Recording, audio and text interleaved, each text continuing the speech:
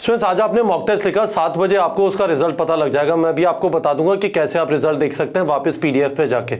पर यहाँ पे इंपॉर्टेंट चीज़ ये है कि आप ये समझे कि मॉक टेस्ट के बाद क्या करना है सोने से पहले। मैं आपको क्विकली आपको बता देना चाहता हूँ कि क्या चीज़ आपको डेफिनेटली करनी चाहिए आज ही बिफोर यू स्लीप।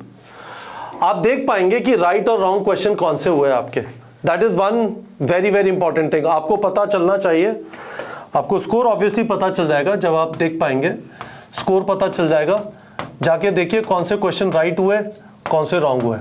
ठीक है, go through the solutions specifically for questions which you got wrong, जो गलत हुए या आपको लगता है आपने तुक्का मारा सही हो गया पर आपको आता नहीं था, सॉल्यूशन जरूर देखिए। और उसके बाद मिस्टेक बुक में एंट्री कर लीजिए। तो मिस्टेक बुक में आप क्या क्या एंट्री कर रहे होंगे, डेट डाल दीजिए, डेट ऑफ द टेस्ट। ठीक है, एक मिस्टेक नोटबुक टाइप लिख लीजिए, उसमें mistake notebook, date of the test डाल दीजिए, क्वेश्चंस रॉन्ग उनका नंबर डाल दीजिए, नंबर लेट से 5वां 7वां 8वां, और उनका साथ में चैप्टर लिख दीजिए। ठीक है, और चैप्टर के बाद यदि आप चाहो तो उसका टॉपिक भी लिख दो। Molecular basis of inheritance, transcription के क्वेश्चंस में गलती हुई। ठीक है,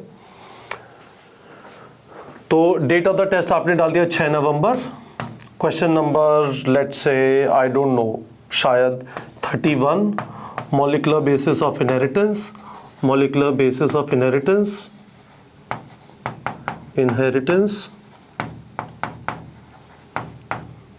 और उसके बाद आपने लिख दिया ट्रांसक्रिप्शन के क्वेश्चन में या ट्रांसलेशन के क्वेश्चन में गड़बड़ है ना। इस तरह से कैप्चर कर लीजिए लाइन बाय लाइन, जो भी क्वेश्चन गलत हुआ है मिस्टेक नोटबुक में एंट्री कर दीजिए इसकी। और ये जो आपने एंट्री की, आपको ट्रांसलेशन का क्वेश्चन कॉन्सेप्ट क्लियर नहीं है।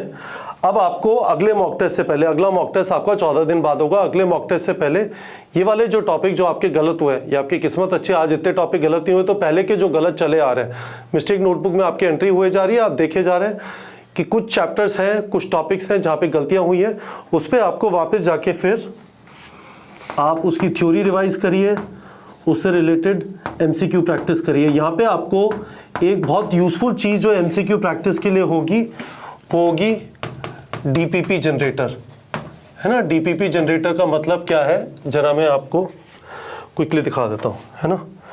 तो डीपीपी जनरेटर पे चलते हैं। कैसे आप आज नहीं, आज तो बस मिस्टेक नोटबुक में एंट्री कर लीजिए, एनालिसिस कर लीजिए, देख लीजिए कौन से क्वेश्चन सही हुए, कौन से गलत हुए। जो गलत हुए उनका सोल्यूशन देख लीजिए बिफोर यू स्लीप।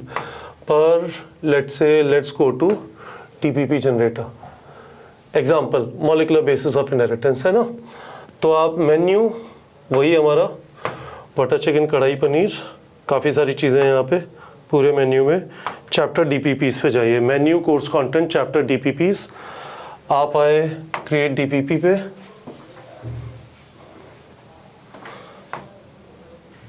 है ना। और क्रिएट डीपीपी पे आने के बाद आपने सेलेक्ट किया, हमने बॉटनी के अंदर डाला हुआ है मॉलिक्यूलर बेसिस ऑफ इनहेरिटेंस। और यहाँ पे आने के बाद आपने सेलेक्ट किया ट्रांसलेशन चैप्टर, ट्रांसलेशन मैकेनिज्म, इन दोनों को सेलेक्ट किया, क्रिएट डीपीपी क्लिक किया। 30 क्वेश्चन, भगवान आपका भला करे। और आपको 30 क्वेश्चन ट्रांसलेशन से रिलेटेड मिल गए। ये 30 क्वेश्चन आप वापस अटेम्प्ट करेंगे क्योंकि आपका आज के मॉक टेस्ट में ट्रांसलेशन मैकेनिज्म से रिलेटेड क्वेश्चन अच्छे नहीं हुए। इनको अब आराम से अटेम्प्ट करेंगे, आपको कॉन्फिडेंस बिल्डअप होगा कि हाँ मैं कर सकता हूँ।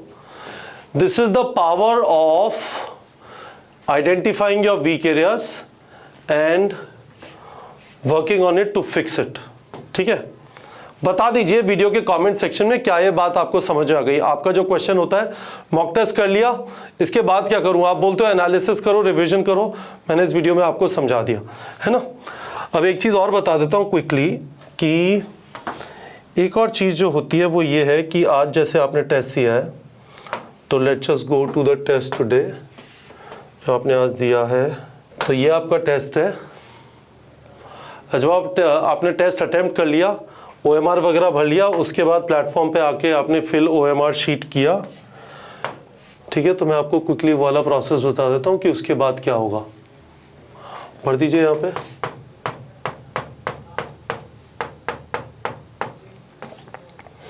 इसके बिना ऑब्वियसली आपको स्कोर पता नहीं लगेगा, है ना। और 7 बजे आप देख पाएंगे कि एग्जैक्टली आपका स्कोर क्या है, कौन सा क्वेश्चन गलत हुए वगैरह। कैलकुलेट स्कोर पे सारे भरने के बाद आपने क्लिक किया, ओके किया, और उसके बाद ये बोल रहा है आपका जो रिज़ल्ट है वो 7 बजे अवेलेबल हो जाएगा।